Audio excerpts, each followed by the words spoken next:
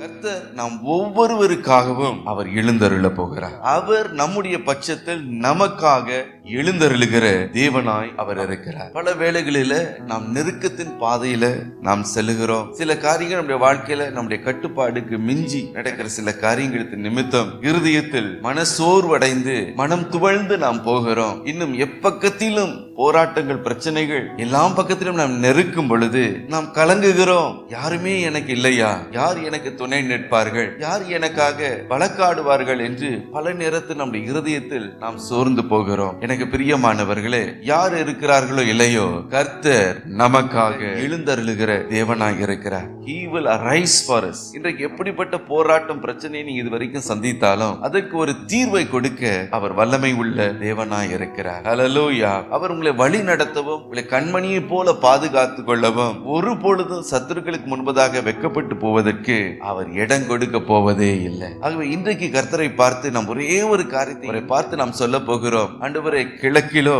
மேற்கிலோ வடக்கிலோ தெற்கிலோ எனக்கு உதவி இல்லப்பா. ஆண்டவரே, நீர் எனக்காக எழுந்தருளும்.